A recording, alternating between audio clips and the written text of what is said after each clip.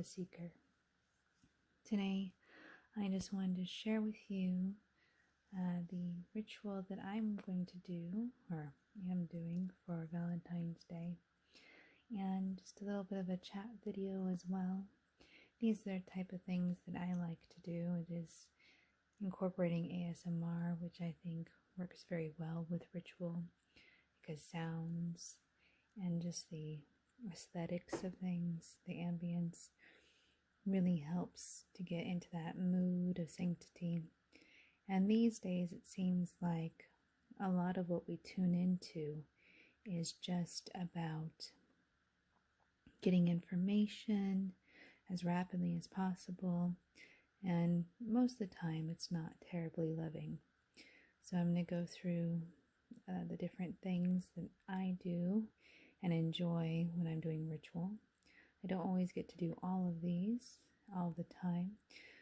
Often I'm very pressed for time and busy, and I have my kids around. And so I'm just going to take my time and chat with you a bit. Valentine's Day is a beautiful time to work with the energy. Any holiday has a lot of energy behind it in the collective consciousness. And it's beautiful to work with it, and it's very powerful. All of the rituals that I do are created to work with the powers, the divine energies as they are at the moment.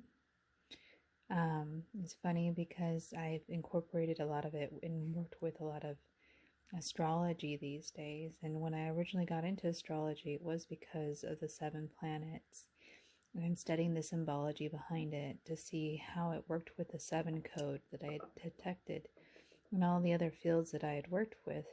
And I was very shocked that I got drawn so far into astrology and that I follow it now very closely, because I now see it as the divine energy forecast of the time. And it does bring up a lot of questions about predestination and free will that the philosophers have debated for years and years.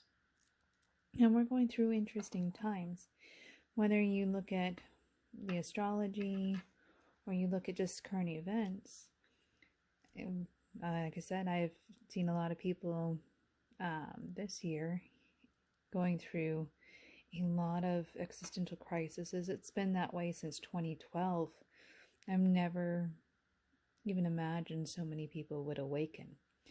I first stepped onto the path as seeker when I was a teenager, and there's various reasons I saw something that I will never be able to explain. In a lot of ways, I kind of question why that happened to me, but in a lot of ways, I can't deny that there's something more than the physical. And I guess having seen something, basically looked like a spirit that floated in one window and out another. And I've never seen anything similar to it since then, even though I've seen ghosts, and I can see ghosts in photos, and I've accurately described people who lived in houses prior to their passing. But having seen something that's unexplainable, you kind of lose the ability to be a total skeptic, even though I still try. And I do approach everything with skepticism, and I was very skeptical of astrology. But back to Valentine's Day, it is a beautiful holiday, beautiful energy behind it, because it's all about love. And I think everybody can agree that we need more love in this world. Brotherly love, love for ourselves. And you may look at this video and your first thought was, oh, this is going to give me some spell to capture the person that's my interest or whatever. First off, that's a horrible thing. You don't want to do that. That brings you very bad karma. Second, you have to start with yourself first. If you don't have a good relationship with yourself, you'll never have a good relationship with anyone else. You can divorce someone, you can break up with someone, but you'll never be able to escape yourself. And ultimately, it is your relationship with yourself that helps you establish your relationship with your higher self and the subconscious. And that's what we're working with ritual. We are working with our subconscious. We are creating a rhythm and connections with the symbology, because symbolism is the language of the soul. When you communicate telepathically, it's through symbols and feelings. And it's something that you learn if you ever start to lucid dream and you travel to other dimensions and planes of existence. It's hard to explain. I'm a lucid dreamer. I know that I'm out of body experiencing all the time. Gone to many different places, encountered different forms of God, as I consider it now. I've met Jesus in a dream. Met Odin, which was a really surprised one because I did not believe in that God at all. I was a total skeptic. That really threw me for a loop, and that was earlier this year. And in all these communications on the dream level, I had to learn to communicate, because communication in spirit is not like it is in the physical. And by learning symbols in the physical, you can interpret your dreams even better. And so, bringing the language of spirit, of divinity, into your physical life and working with them and being a symbolist, you start to understand the language of divinity and the underlying language of reality. And you discover that it's not some evil force behind it all, colluding, some big collusion or some organized thing. It's really just the natural organizing patterns of reality, and it is the divine, whether you call it source, God, different names, expressing itself in different forms. And that language is universal. And it's in symbolism and, surprisingly, emotions. So, I have some tools to work with Valentine's Day. I recommend that this is more of a ceremony for loving yourself, deepening your relationship with yourself.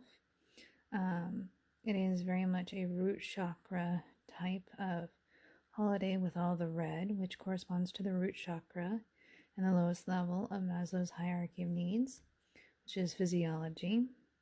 If you are unable to find love for yourself, you will never be able to connect with others in a meaningful relationship.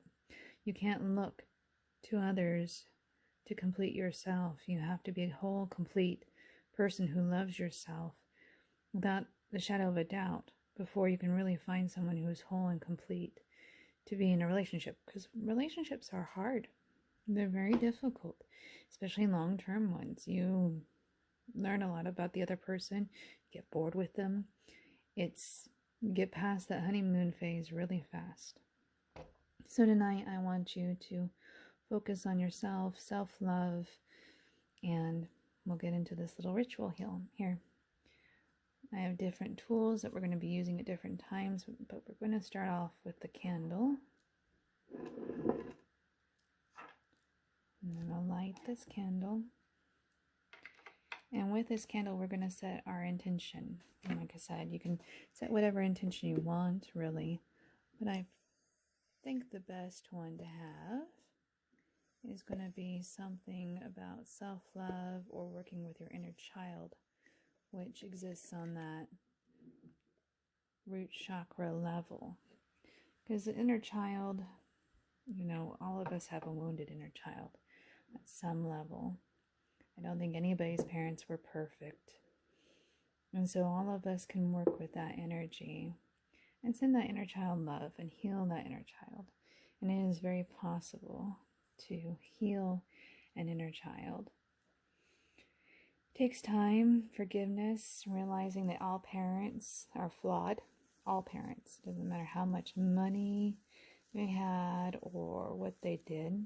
I have a little bit of rose petals from my yard, the yellow and red, so friendship and passion. We're going to add a few of these, a little bit, just a pinch to our candle. It's called Dressing a Candle. I learned it from Anna Marie Magic or something like that when I used to be on Instagram. I don't do Instagram because I got a little too obsessed with the phone, and I just want to really focus on different things. So I really just focus on YouTube these days. I'm not even really on Facebook. So we're going to take a pinch, and we're going to put that into our candle for some love. I also just love the sound of playing with this. I am very, very much into ASMR, and I really love the little chit-chat videos, and no one really does ritual or anything on there. A lot of ASMR Reiki and that sort of thing. But I like to combine disciplines and symbolism from all over the place. Sorry if it kind of fades in and out. I am getting back into this and doing this in a totally different way than I previously did. It's fun to learn new things. So we've lit our candle, cast our intention into the candle, kind of like a birthday candle. You place your wish there, set your intention for the video. Move this a little further out of camera because it seems to be playing with the focus. Now, the next thing we're going to do, and kind of set the tone as well, is I brought some tea.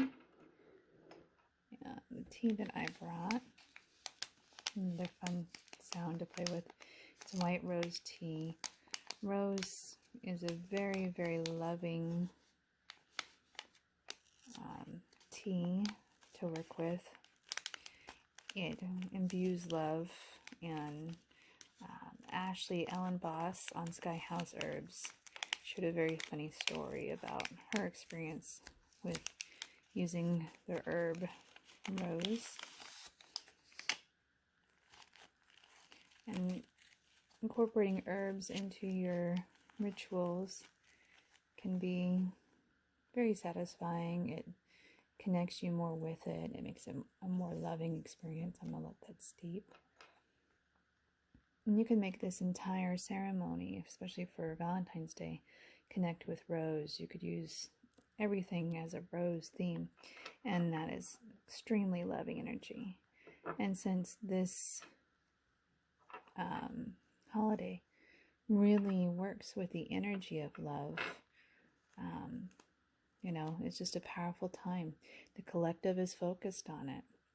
I know other people say it is just a Hallmark holiday. I know some guys, a lot of kids in my high school thought they were just too cool for Valentine's Day, and a few boyfriends thought it was terrible because they had to buy the girl something, and just about roses and chocolates. And roses and chocolates are wonderful. If you're single, go buy yourself a box of chocolates. Enjoy this holiday. I know I did when I was single, and I never had a lack of boyfriends or finding people to be with. And that's because I always met my own needs. I never looked to others to do that for me or to complete me or something along those lines. I've always been very focused on self-actualization, even prior to reaching my goal of having a bachelor's in psychology. And I do have a bachelor's in the science of psychology. I am a science-oriented person. To me, it's just common sense. So one of the things that I wanted to show you with your tea that you could do, these are runes. I recently started studying them. And you could use a couple different runes when you're working with your tea. There are a lot of different ways that you can work with the runes. But one of the ways that you use them is you can draw them on things, and it's said to imbue the energy. It's fascinating to me, having worked with the Hebrew language first and the Hebrew alphabet, because the principles are very much the same. And it kind of makes me wonder if anybody's ever used the Hebrew alphabet for divination, and I bet the Orthodox Jews would have hated that. Just like as they eventually outlawed astrology, even though the Kabbalistic people Kabbalistic Jews and the mystics still used astrology, and that was definitely referenced many times in the Bible. So the two runes that I work with the most and that I adore are Fehu and Ansus. Fehu represents the feminine, the divine feminine.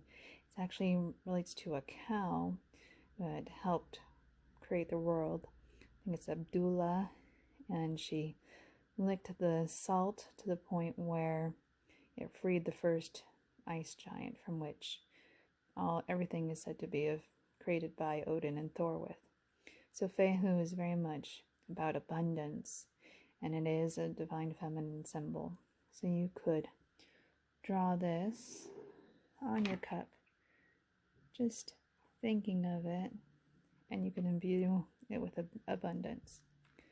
Or you can do Ansus, which is connected to the stag. It's a divine masculine symbol, and it's for protection, and in all its forms, the stag is the king of the forest. So it's another very strong, powerful, beautiful symbol. So those are two well-known symbols. It's very interesting studying the runes. It wasn't what I thought it was. I thought it was just like some sort of witch thing. I have so many superstitions and misguided understandings of things, just as everybody else. And one day I'll probably do a whole video just on the runes. But for now, let's stick to Valentine's Day. Our tea is steeping, but I'm going to take a sip already. And that's the thing with ritual. Incorporating things that you really, really enjoy and taking your time with it if possible. Now, what I'm going to do next is assemble our grid. I love grids. I'm using for essential oil, and this would be the element of water. In most of my ceremonies, I use essential oil to represent the element of water. And if you have seen my work with the 4 directions of the medicine wheel, that's where I mostly get the information about the directions from, and the 4 elements. And it is represented in many esoteric traditions, but I just prefer the indigenous explanation and working with that energy. Not just because I'm an indigenous Kauai, but also because it's the most developed and informative and accessible, in my opinion, form of working with the 4 elements, the 4 directions. And I probably will do some shorts, but the direction of water covers so much. It's a beautiful thing. And so let's set up our grid, which is the element of earth. And that's our ancestors. It's the northern direction. We have peach moonstone, and this is a beautiful, beautiful generator. We always put generators in the center because they send energy up and out. And I have this quartz, pink aura quartz moon, and I like to put it like this. It kind of invokes Hathor and Abdullah and that divine feminine cow symbol that you see across many, many different groups. I apologize, this keeps popping in and out. Adjusting. Eventually I'll get a different camera, I'm sure. I also have rose quartz. In any grid, rose quartz is probably the one you want to include. It's the most famous, the most accessible, most common, therefore best priced of any of the different love stones. I had rose quartz long before I worked with the metaphysical qualities of these stones. I'm going to put that one in the back because it's so big. It's one of my favorite pieces. I have pink cobalto calcite.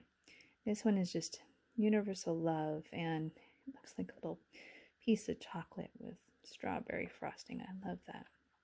I have unakite, which is one of my favorites. The first piece of unakite I ever received, I was in the hospital, and it was during the whole experience I had where I lost my daughter. So Unakite, to me, really represents both grief and love. It's a green stone with beautiful pink markings, and it's one of my favorites to work with.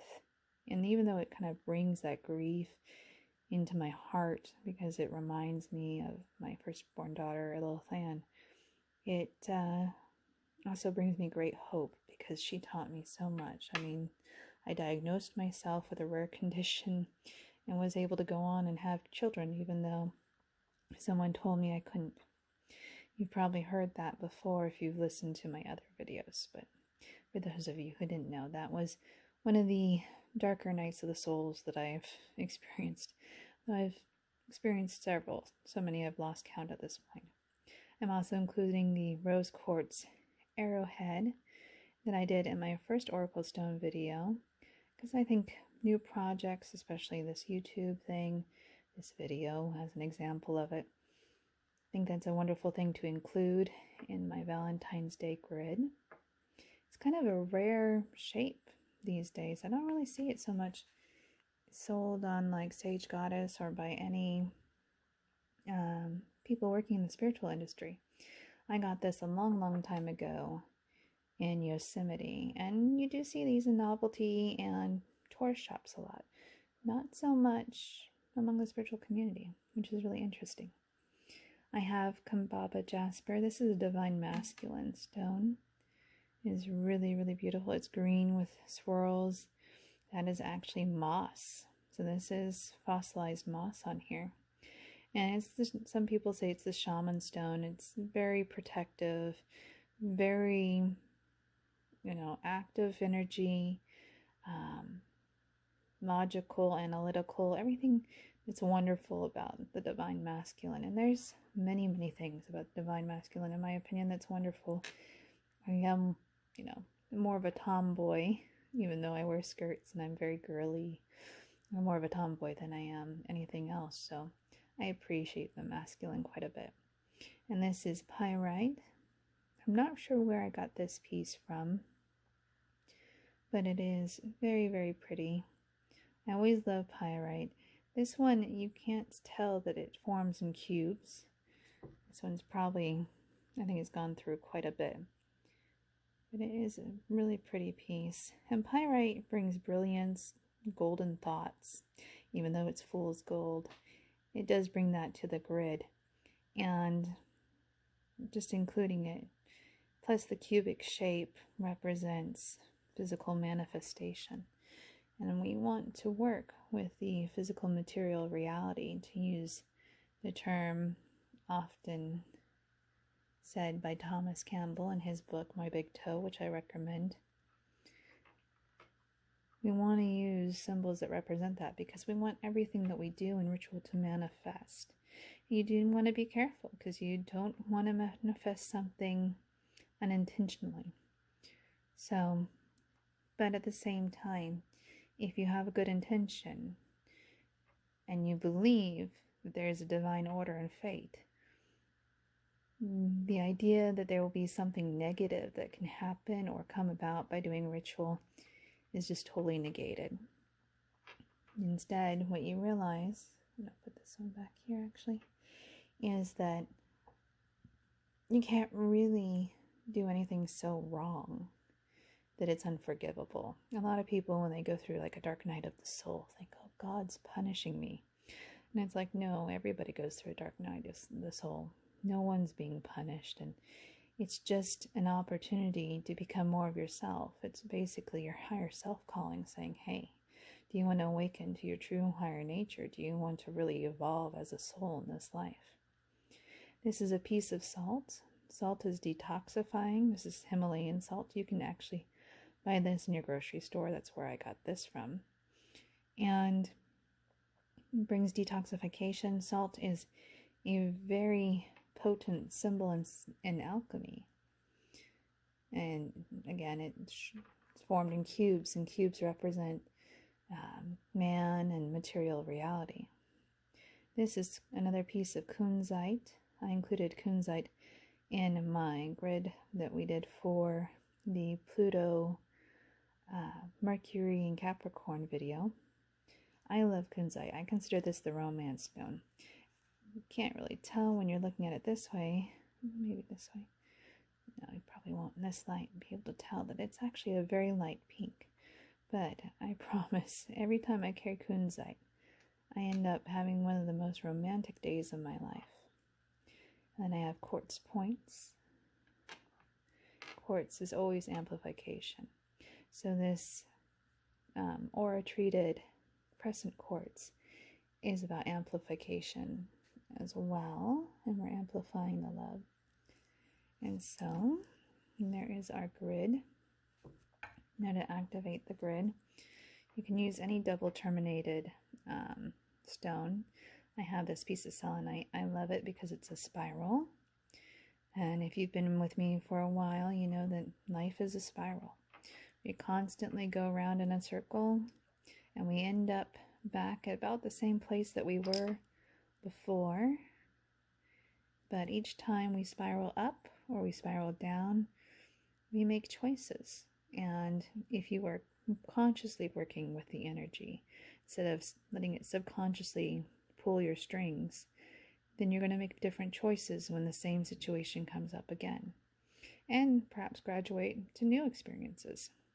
But the same situation is going to come back again and again, just to make sure you've learned your lesson. And that's why you can change everything about yourself, your job, the person you're with, and still end up in the same situation. It just tells you what life lesson you're learning, or you came here to learn when you incarnated. So let's activate our grid. It's very simple. You can do it as many times as you want. This is per Sage Goddess. I love Athena, so I've got to give a shout out there. So you take your double terminated wand and you just touch it, and you connect all the stones. You can do from the outside first, the inside first, or go back and forth. It's your ritual, whatever you want to do. I find it relaxing. It's something that's kind of a little repetitive, but ritual should inspire you to slow down. It should inspire you to do repetition.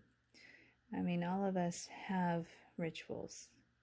All of us, we get up in the morning, we eat something for breakfast, or if you're like me and you love coffee, you get up in the morning, you fix yourself a cup of coffee, and sometimes you can't function until you do that. But that's just one example of a very common ritual. I had a ritual, and I still do when I go driving. I call it a system check. I check my pockets to make sure I have my keys, check my purse. We all have rituals that are not necessarily spiritual rituals. And I think if many of us had spiritual rituals and discipline, the world would be a happier place. So there's our lovely grid for love and energy of love, invoking love in our life in every form. And then, so we've activated our earth symbolism. We're going to use a little bit of water to anoint it. We don't ever anoint selenite. It will dissolve, and we do not anoint salt, obviously. So we're going to take a little bit of this, anoint our stones. And this invokes the water element. Water, the direction of the west, is really the process of manifestation when you think about it, because water starts off as air, just as our soul starts off as air, and then it becomes more liquid as it incarnates. We're more liquid when we're children. We absorb information, very flexible, and as we get older, our soul and our body becomes more crystallized. We become more focused on the physical, more focused on the act of survival. Not that we're not focused on the act of survival as a child, but as a child, hopefully your parents took most of that burden from you. Again, everybody starts off as a wounded child. So definitely on a love day like Valentine's, you need to send love to that child. And you can always anoint your hands, your third eye chakra, or any of the chakras you feel like you need to work with. We're mostly working with the root and heart today. That include a little bit of white flower petals to include the crown, but selenite does work with the crown as well. Oh, it's kind of an all chakra type of stone. And selenite is purifying as it is. Another thing to work with, and I didn't grab my incense holder, but you can always light incense. I recommend something sweet like Latin Lover. I'm not going to light it tonight because my husband hates incense.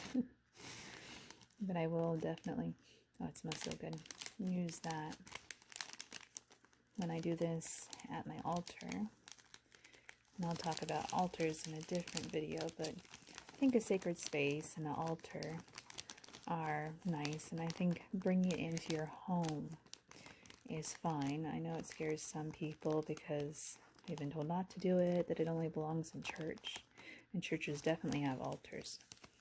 But I think as we enter the zodiacal age of Aquarius, that we are meant to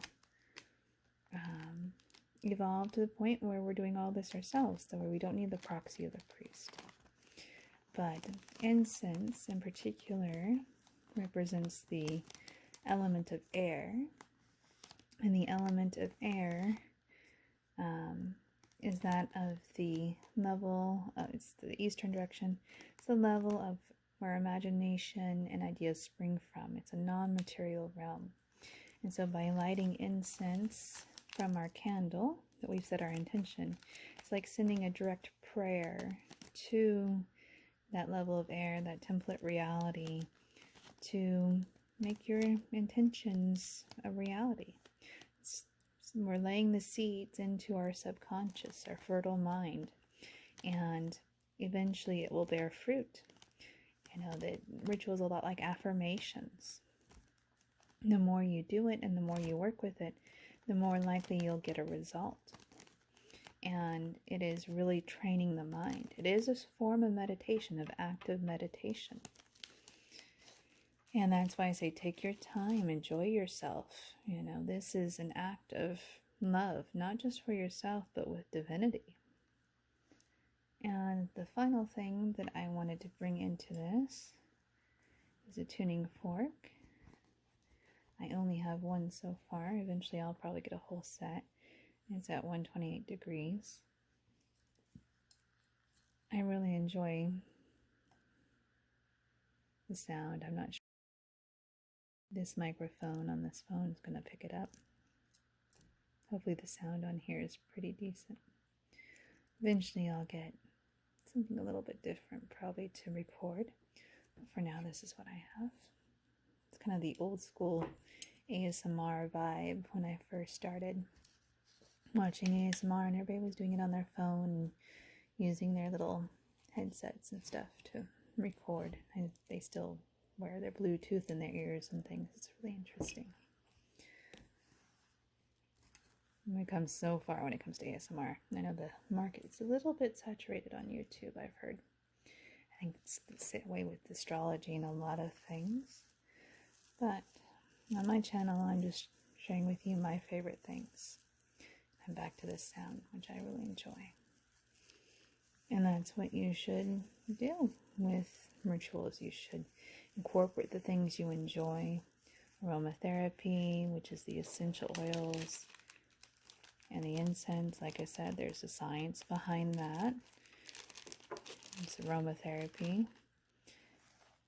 The grid and the crystals with the colors, that's color therapy, but it also ties in with Maslow's hierarchy of needs, and the chakra system also ties in with Maslow's hierarchy of needs, which is a psychologist who created it independently. As far as I know, he wasn't even close to being a mystic, and it corresponds perfectly to the chakra system and to the Jewish tree of life with the Sephiroths, which also correlate directly into the chakra system. And all these different groups from all these different places, true, they did not exist in a vacuum, but they all, work together. And when you are looking, as I do, for the commonalities as opposed to differences or defending one as being superior to the other, whether it's alchemy or it's astrology, when you incorporate all of them into your practice, what you end up doing is finding that there is this same element of truth and the same divinity in all of them. As I said with astrology, did not expect that system to be so accurate, did not expect it to be so deep, did not expect it to be kind of its own science. It still surprises me to this day that I find it so accurate. And I'll probably go into a little bit more of it if you are interested. No, not many people are watching these long form videos anyway. The short videos seem to be going much better. But I believe that by sharing things that I love the most, we will actually grow. And like I said, there's not many people sharing loving, intentioned, gentle information that teaches these days. There's a lot of people, and the oracle stones are an example of it, who are trying to find out who they are. And I understand that. I start my videos off with know thyself for a reason. Most people don't know who they are. They don't know what their purpose is, you might say, or the purpose of life. And a lot of people don't believe that you'll ever find out. Also, I incorporated Valentines decorations into my ritual and into my practice. And the reasons I do that, just like with holidays, is because there's so much energy behind it. And if you incorporate those into it, not only do you make a beautiful sacred space that ties into the seasons, tying you closer to divinity and those universal powers and that divine order, but you imbue your objects with your energy and the energy of ritual. And by invoking that divine order and that divine power and source, all that is, God, whatever word you want to use to describe divinity, your higher self. I personally chose and still do work with only my higher self and the one creator, as I call it, which would be the absolute unbounded oneness if you read Thomas Campbell's work, or all that is, or the oneness in general. I choose to work only with those. Like I said, I've had other gods pop up, like Odin and Shiva and Jesus. I've had them pop up. But my focus is on my higher self and the one creator. And I never take my eyes off of that focus. And all these rituals are created to align with the energy that one creator has given us. There's a reason Valentine's Day exists, as far as I'm concerned. There's a reason why it's so universally popular. It's not, even though it's connected with St. Valentine's, I know people of all walks of life. I've known Muslims, Jewish, Christian, Hindu, known a bunch of different people, and we all exchanged Valentines in elementary school, or I think they were called lovegrams or something in high school. So this is the simple ritual that I wanted to share with you today. You can incorporate whatever you want with it. You don't have to use Eternal Essence's love spell, although I love connecting with the energy by using an oil blend. You could use rose. You could do rose water and boil the water with rose petals in your home and do that instead of an essential oil. This is just a normal candle that the husband and I bought. We both enjoy, and it's red. incorporating the color. Again, it's the root chakra color. And so these simple tools and these simple methods will help you connect more deeply with yourself and more with the divine energy. And you can feel the love and the connection. And the more you develop a relationship with yourself, the more you develop the relationship with the divine, and the more you'll attract healthy, loving relationships to you. So I hope you've enjoyed this video. I hope it helps you. I hope you feel the eternal, abundant love that we have tapped into, that I am sending to you, and that you have a wonderful Valentine's Day, whether you're single or in a relationship. It doesn't matter. Love yourself first and love the divine above all, and everything else will come to you. And so for now, I hope you have a wonderful, magical Valentine's.